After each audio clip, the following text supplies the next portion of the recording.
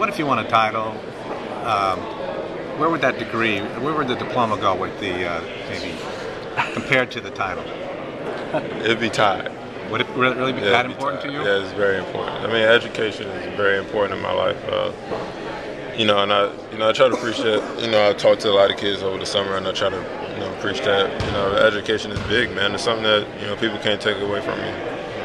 I mean, they can strip an NBA title from you. They can strip, trophies from you, but they can't strip your degree. I mean, you work hard for it, and I mean, you study for it, and you do what you got to do for getting that degree. So, I mean, it's gonna be big. It's gonna be a big honor for me. And what was it like being in class with students? It was tough. Yeah. That was the weirdest, the toughest thing, to just sit there and hear lectures for an hour and a half. It was an hour and 45 minutes is, pretty tough. Were fans asking you for, classmates, students asking you for autographs?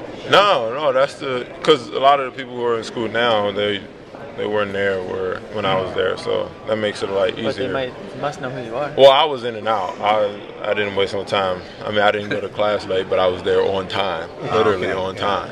And I was in and out. I didn't stay around and hang out. And, I mean, some people recognized who I was, but it was just a simple conversation that kept it moving. You didn't have to wear a hat or anything. No, I'm not gonna hide from nobody. I'm 6'9". I can't hide.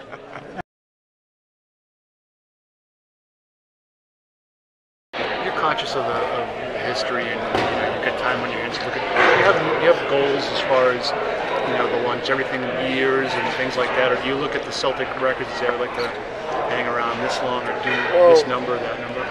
Right now, my motivation is to play longer than Ray. I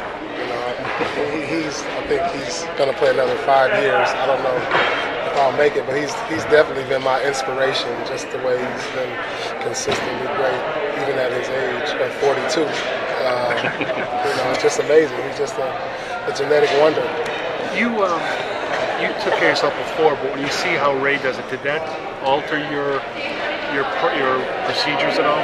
Yeah, I mean, I've taken a lot of things from a lot of the guys I've been around. Ray being one, Kevin, just the way they do things, the preparation, even to the ways they eat, I've changed a lot, the things that I've done, and hopefully it'll help me with the longevity of playing, a few more years, and also playing at a high level.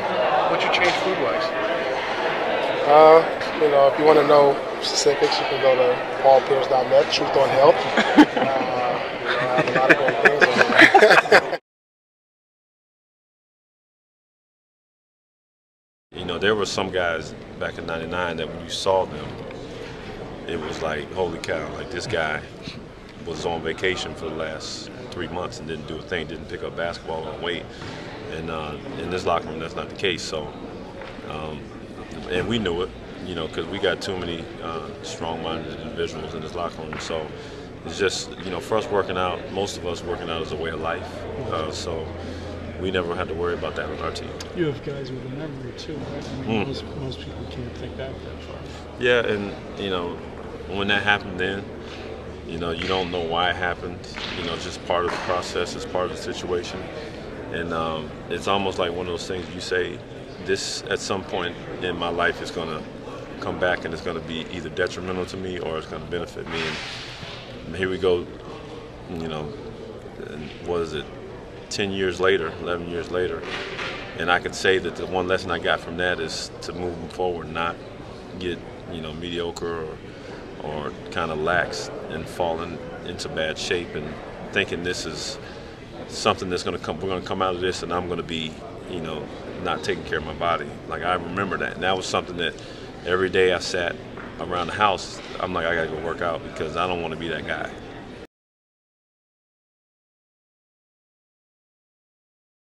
Timing is everything, and chemistry is something that you just don't throw in the frying pan and mix it up with another something and throw something on top of that and then fry it up, put it in a tortilla, put it in the microwave, heat it up and give it to you and expect it to taste good. For those who can cook, y'all know what I'm talking about. If y'all don't know what I'm talking about, you can't cook, then this doesn't concern you.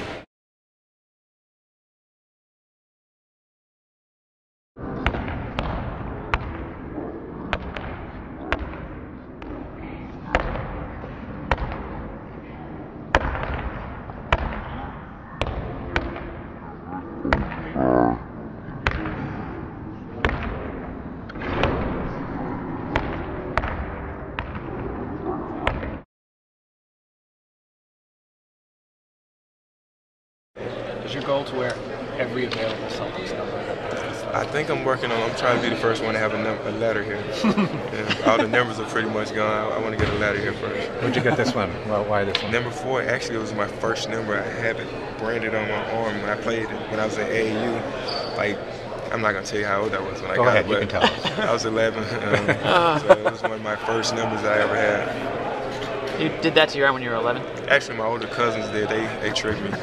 They really? When you were 11, you had that? Yeah, my older cousins. They were like, "Come on, man, we getting these brands." I didn't know what it was. And yeah, my mom, I got it. Yeah. What hurt more, that or the spine? The brand. Yeah. Well, no, not the spine. Definitely the spine.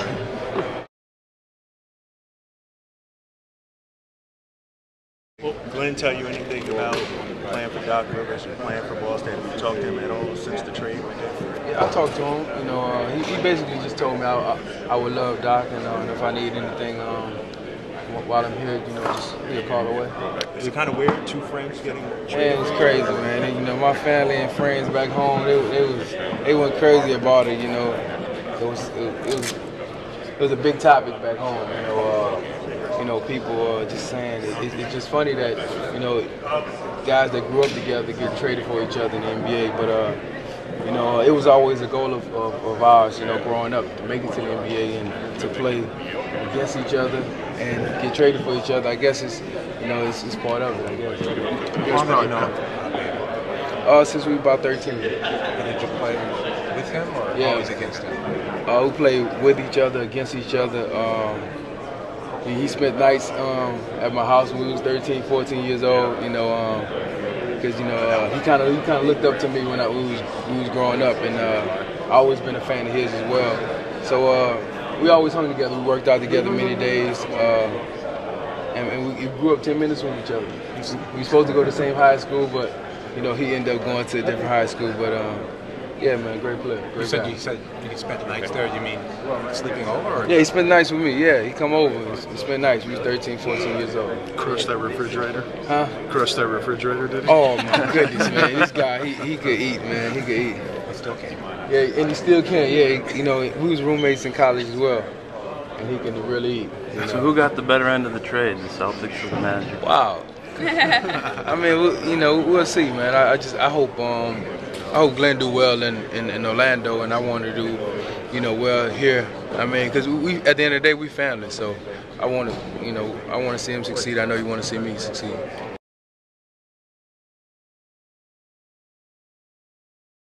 Do you feel a lot of pressure wearing Danny Ainge's old number? I do feel a lot of pressure now. Did he mention that to you by any chance? No, he didn't say anything. But, you know, like I said, man, you know, this is big. These are big shoes to fill being a Celtic anyway. So, you know, we just got to take it in stride. What have been your impressions of the Celtics from afar? You know, it's just, you know, a grimy team. Somebody that go out there and they play hard every night, you know, and that's what I want to do.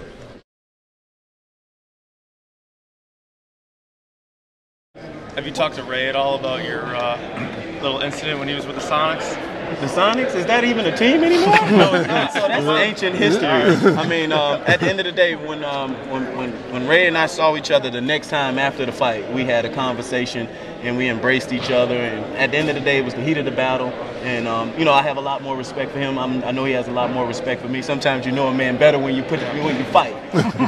But you know, he's been nothing but a phenomenal influence since I've been here. I've had a chance to spend some time with him over the summer with some of the union business. And so I'm just looking forward to you know, being here and being a part of this organization. Who won that fight? Yeah, nobody wins in a basketball fight. The NBA won. They got all the fine money. They always win, right?